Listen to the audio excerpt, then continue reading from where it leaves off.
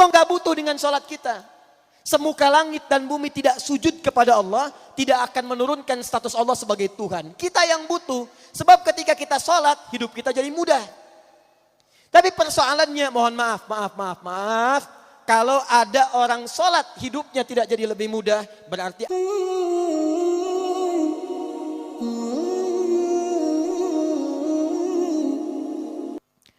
Quran, saya tulis dulu. 1. Quran surah ke-65 ayat 2 sampai 3. Di ujung ayat kedua, di awal ayat ketiga. Tafsir dari ayat ini terdapat di Quran surah kedua Al-Baqarah di ayat yang sama, ayat 2 sampai ayat 3. Yuk pelan-pelan. Lihat sini. Saya mulai dari Al-Baqarah dulu, ayat 2 sampai 3.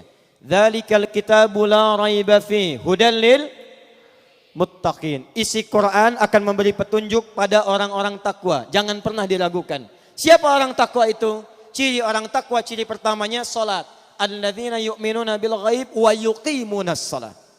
Adalah orang yang beriman dan ghaib dan dia buktikan keimanannya itu dengan menunaikan salat.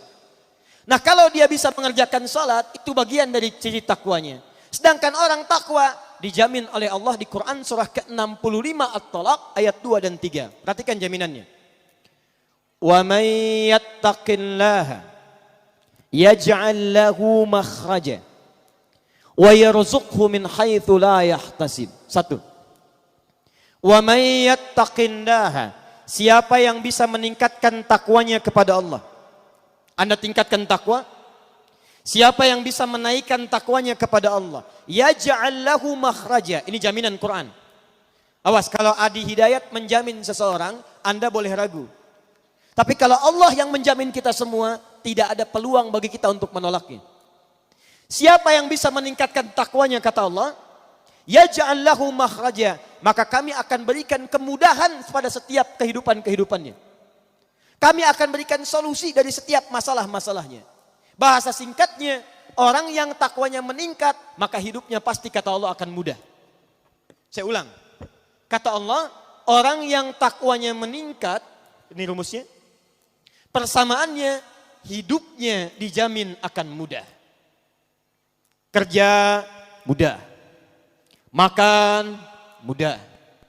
Minum mudah. Rumah tangga mudah. Mau meninggal mudah. Masya Allah. Orang capek-capek, kelepek. Ini bersin sekali, meninggal. Orang yang masuk kamar ribut sendiri, ini sujud sekali, meninggal. Takwa. Ibu mau meninggal mudah, Bu? Mau cepat meninggal? Mudah itu kan cepat. Ya. Cepat, takwa.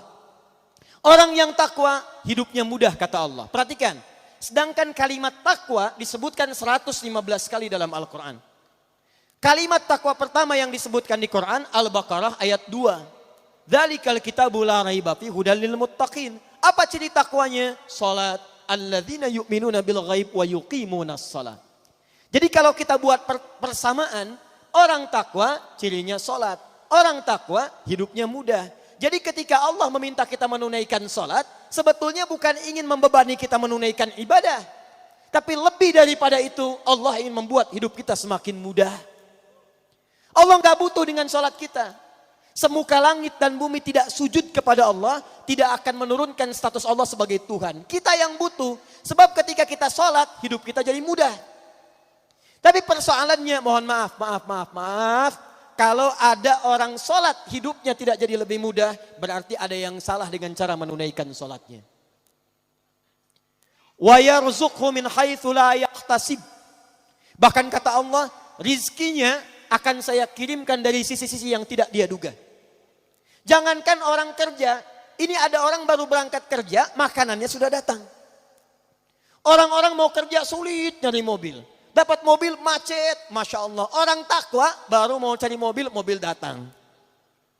Ada macet, tiba-tiba polisi datang, kami kawal Pak. Sampai. Masya Allah.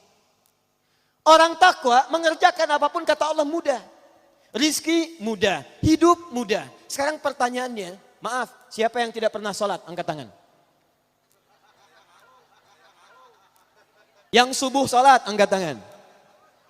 Yang zuhur sholat. Yang asar sholat. Yang maghrib sholat. Isya sholat. Sholat. Hidup mudah tidak? Kerja mudah? Makan mudah? Nikah mudah? Masya Allah. Belum. Baik, lihat baik-baik sekali lagi. Kalau mudah, alhamdulillah ada kebenaran dalam sholatnya. Tapi kalau Anda dalam sholat saja, kita tunaikan kemudian tidak mendapatkan kemudahan dalam hidup. Sekali lagi, ada sesuatu yang kurang tepat dalam sholatnya. Tahan. Apa artinya sholat? Tuh. Tiap hari sholat tapi tak hafal mana sholat. Apa artinya sholat? Doa. As-sholatu hiya doa di kitabul fiqih. Tapi asal kata sholat itu bukan doa.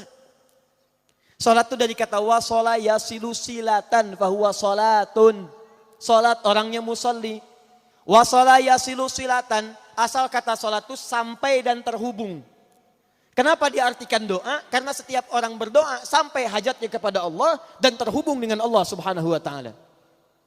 Nah asal kata sholat itu punya hubungan yang kuat. Sholat punya hubungan yang sangat kuat dengan Allah subhanahu wa ta'ala. Saya punya hubungan yang kuat dengan Pak Bupati misal. Atau dengan Bapak Gubernur. Maka hidup saya di Banten jadi lebih mudah. Pak Gubernur, abdi bade Kalabuan. Oh mangga ya disayogikan foreigner. Berangkat Kalabuan. Mudah. Pak Gubernur, saya mau nengok ke kantor. Oh silahkan kasih akses. Mudah. Jadi kalau Anda dekat dengan Gubernur, dekat dengan Bupati, hidup Anda mudah di wilayah Anda. Tapi Anda keluar dari Banten belum tentu mudah. Keluar dari Indonesia belum tentu mudah. Kalau dengan manusia saja dekat bisa hidupnya mudah, apalagi orang yang dekat dengan Allah subhanahu wa ta'ala. Allah pemilik bumi. Keluar dari Indonesia dekat dengan Allah, mudah. Ke Malaysia, mudah. Maaf, ke Amerika, mudah. Ke Afrika, mudah. Jadi jaminan pertama dalam Al-Quran, orang yang benar salatnya akan punya hubungan dekat dengan Allah subhanahu wa ta'ala. Maka jaminannya, yaj'al lahu makhraja wa yarzuqhu min haitsu la yahtasib.